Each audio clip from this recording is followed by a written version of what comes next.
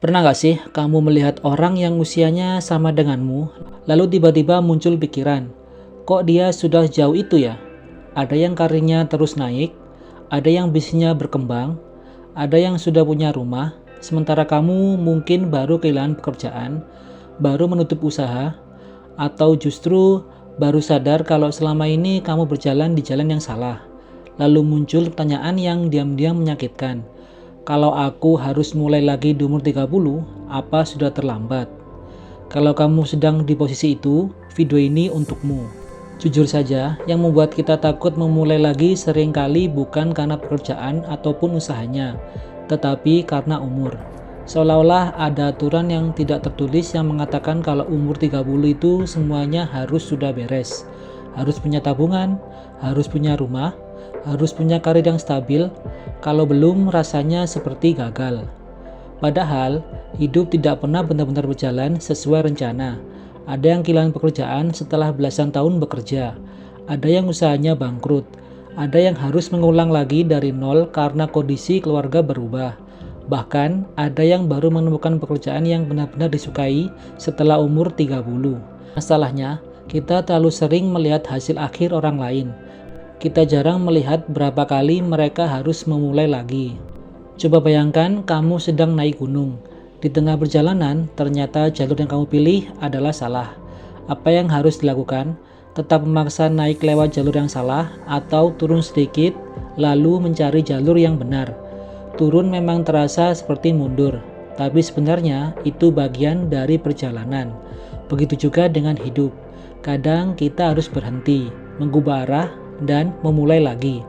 Bukan karena kita gagal, justru karena kita ingin menuju tempat yang benar. Yang sering membuat kita malu bukan proses memulainya, melainkan takut dinilai orang lain. Padahal, orang lain mungkin hanya memperhatikan beberapa menit, sementara kitalah yang akan menjalani hidup ini bertahun-tahun. Kalau hari ini kamu memang harus memulai lagi, ada satu hal yang perlu diingat.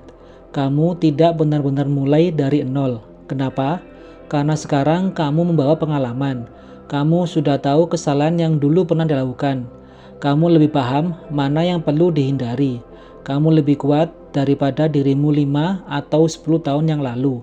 Itu bukan nol. Itu adalah modal.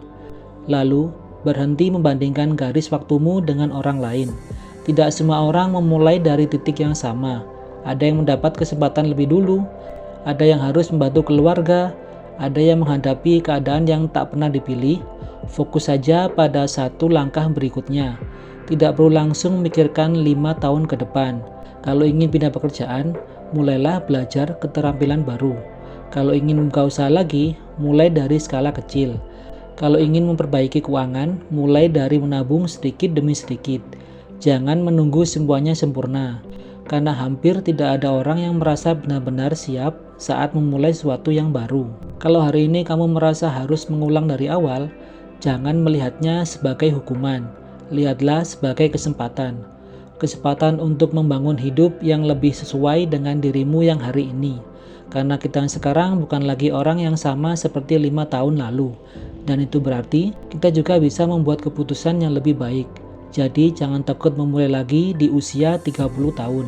Yang benar-benar bahaya bukanlah memulai dari awal. Yang berbahaya adalah bertahan di tempat yang salah hanya karena takut terlihat terlambat. Pelan-pelan saja. Satu langkah hari ini lebih berarti daripada 1000 rencana yang tidak pernah dimulai.